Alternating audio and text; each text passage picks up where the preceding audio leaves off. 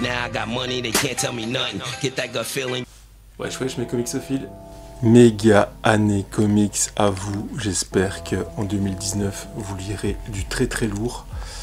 Je vais essayer de vous partager un maximum cette année. On va essayer de faire du sale ensemble. J'espère que vous suivrez mes conseils ou pas. Vous faites ce que vous voulez en fait. J'en ai rien à... Si, j'en ai quand même à faire. Je vous kiffe. Et je commence l'année en vous parlant du dernier numéro de Spider-Man chez Panini Comics. C'est un softcover. C'est le numéro 7. C'est la fin du Legacy. Le mois prochain, c'est le Fresh Start. Et ouais, encore un petit relaunch de chez Marvel. Ça faisait longtemps. Ça parlait de quoi? Je saurais même pas vous le dire, mais en tout cas c'était assez cool. C'était en 7 numéros chez Panini. Enfin, en fait ça suivait simplement les parutions Marvel US comme d'habitude en fait. Moi je suis Spider-Man depuis assez longtemps, depuis 2002, donc vraiment sans arrêt. Ici c'est la fin du run de Dan Slott. Ce numéro contient Amazing Spider-Man numéro 800. Vendu à plus de 500 000 exemplaires. C'est Panini qui l'a écrit, c'est pas moi. Numéro collector de 60 pages. Je vous parle un peu du run de Dan Slott parce que Dan Slott, il est resté 10 ans sur Spider-Man. Donc le gars, franchement, c'est terrible ce qu'il a écrit. Il a fait des crossovers de ouf malade. Genre Spider Island, bon moi j'ai pas kiffé plus que ça, mais Spider Island c'était franchement cool. Si vous avez un truc à lire de Dan Slott, c'est Superior Spider-Man. Franchement ce run de quasiment 2 ans si je me trompe, dites-moi le dans les commentaires, a été franchement monstrueux, où Octopus reprenait en fait le corps de Peter Parker et devenait Spider-Man, donc il était complètement méchant, complètement ouf, il a fait des trucs de dingue. Franchement, Dan Slott à ce moment-là, il a eu des menaces de mort. Des menaces de mort dans la vraie vie. Les gens sont fous de Spider-Man quoi. Mais il a aussi écrit Dan Slott Spider-Verse, donc qui est sorti il n'y a pas longtemps. C'était un crossover vraiment magnifique, super beau, bien écrit, qui donne vraiment envie de lire du Spider-Man. Vous pouvez le lire tout seul, je pense, dans le tome 3 de Spider-Man, donc chez Panini, c'est un tome relié. C'était franchement vraiment cool à lire.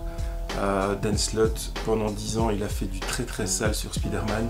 Là, ici, il s'en va sur Iron Man et Fantastic Four. Là, Spider-Man, en fait, ici, il va se battre contre le Bouffon Rouge. Non, ce n'est pas une blague, c'est bien le Bouffon Rouge. En fait, c'est le Bouffon Vert mixé avec Carnage. Comme ça fait le Bouffon Rouge, qui est assez vénère. En fait, c'est un sale combat. Il y aura des morts dans ce numéro parce que Dan Slott il s'en va, voilà quoi. Le mec il tue des gens quoi, il est ouf. Tous les plus gros dessinateurs de Spider-Man ces dernières années se relaient sur ce titre. On a Humberto Ramos, on a Camuncoli, Nick Bradshaw, Olazabal, je vois pas trop c'est qui, Cam Smith, Stuart Timonen bien sûr, obligé, le gars il pèse dans le game, et Wade Von Grombadger, et on termine avec Marcos Martin, et là c'est le drame. Dans ce numéro on a aussi Spider-Man, vous allez me dire mais c'est Spider-Man, tu vas me dire c'est normal. Spider-Man bien sûr, Miles Morales, donc Miles Morales le Latino Spider-Man, Black Latino Spider-Man, que vous avez peut-être vu dans ce magnifique film qui est Spider-Man Into the Spider-Verse, ou New Generation si vous voulez, si vous êtes un peu plus francophone, anglophone. En fait c'est un autre adieu aussi, Brian Michael Bendis qui dit au revoir à Spider-Man dans ce numéro et à Miles Morales. Franchement une fin super. Bon le gars est parti à l'autre écurie, hein. Il est parti chez DC mais ça vous le savez. Donc assez cool, les dessins toujours assez cool de Pikeli aussi dessus. Un très bon soft cover, franchement. Voilà, c'était le dernier. C'est vrai qu'on peut discuter du prix qui a encore augmenté et qui va encore augmenter chez Panini. Ces softcovers, ce que j'en ai pensé, je l'ai déjà dit, donc avec les petits rabats, les petites conneries, les éditos qui sont pas mal non plus. C'est vrai que le papier est vachement mieux foutu qu'avant. Vraiment beau. Maintenant, voilà. On peut en débattre. Legacy commençait aussi avec un petit collector, donc vous aviez des autocollants à collectionner. Je dis merci à Maxime d'ailleurs pour le coup, qui m'en a filé pas mal. Et vous deviez coller en fait, c'est les grandes histoires de Marvel, les grandes époques. Et vous deviez coller vos petits autocollants à l'ancienne Panini. Et voilà, donc vous aviez un super beau truc collector sur le Legacy avec vos autocollants Inside. Donc voilà, franchement, si vous savez choper ou alors attendre la librairie de ce Legacy sur Spider-Man qui était franchement cool, ça va être à la suite je pense. Foncez dessus, c'est du très très bon. Alors oui, je suis de retour, mais la semaine prochaine, je ne sais pas s'il y aura une vidéo parce que je pense que le rythme ne va plus être hebdomadaire. Je pense que je vais y aller beaucoup plus cool.